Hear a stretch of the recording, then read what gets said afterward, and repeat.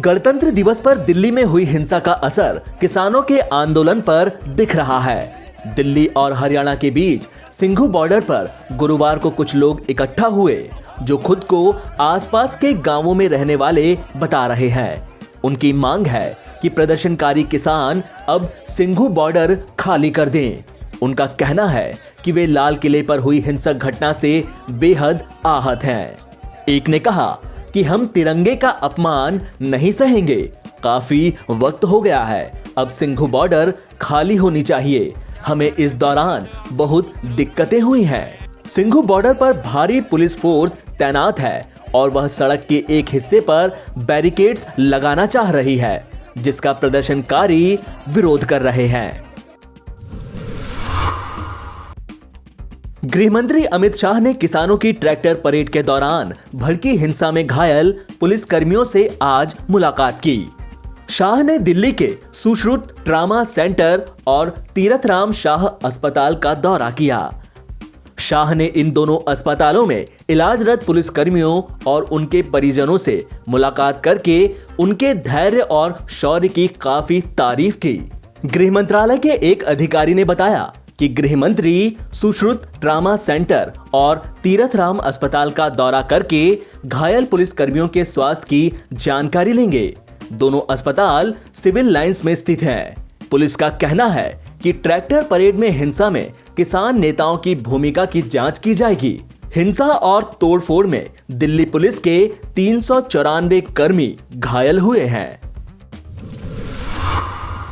Corona virus के Britain में पाए गए नए स्वरूप से भारत में संक्रमित हुए लोगों की संख्या बढ़कर 165 हो गई है। केंद्रीय स्वास्थ्य मंत्रालय ने गुरुवार को ये जानकारी दी। इनमें से प्रत्येक मरीज को राज्य सरकारों द्वारा निर्धारित स्वास्थ्य देखभाल केंद्रों में अलग अलग कमरों में रखा गया है। उनके करीबी संपर्क में रहे लोगों को भी क्वारंटीन कर दिया गया है। संपर्क में आए सहयात्रियों, परिवार में संपर्क में आए लोगों और अन्य का पता लगाने की व्यापक स्तर पर कोशिश की जा रही है। मंत्रालय का कहना है कि कोरोना वायरस के ब्रिटेन में पता चले नए स्वरूप से संक्रमित हुए लोगों की संख्या बढ़कर 165 पहुंच गई। कोरोना वायरस के ब्रिटेन में पता चले नए स्वरूप के मामले Denmark, Netherlands, Australia, Italy, Sweden, France, Spain, Switzerland, Germany, Canada, Japan, Lebanon और सिंगापुर में भी सामने आ चुके हैं। कोरोना वायरस महामारी से जूझ रहे दिल्ली वालों के लिए एक राहत भरी खबर सामने आई है। राजधानी में लगातार संक्रमण की रफ्तार कम हो रही है। कोरोना महामारी के 10 महीने बाद पहली बार 100 से कम यानी 96 नए मामले दर्ज किए गए।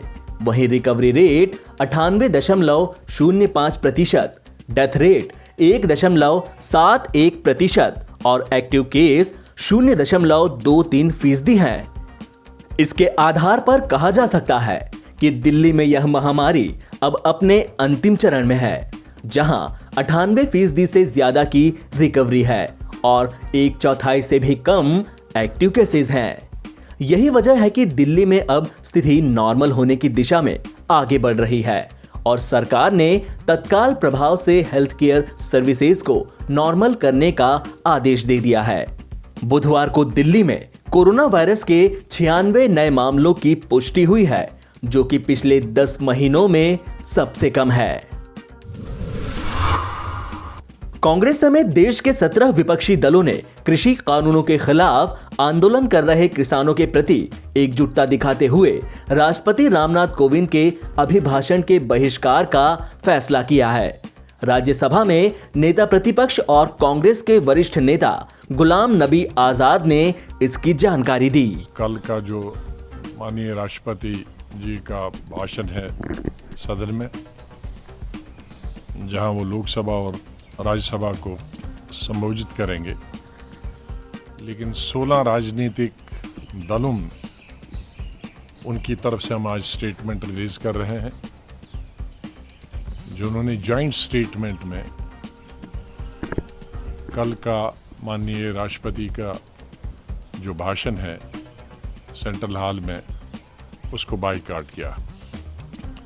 और उसका सबसे बड़ा कारण है कि इस सरकार ने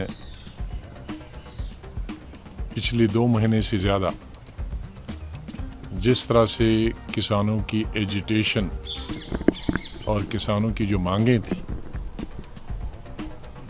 जो सरकार ने पार्लियामेंट में बिल लाए थे, जिसमें विपक्ष चाहे वो लोकसभा में हो या राज्यसभा में हो, उनकी मर्जी के बगैर ज़बरदस्ती ये बिल पास किए थे।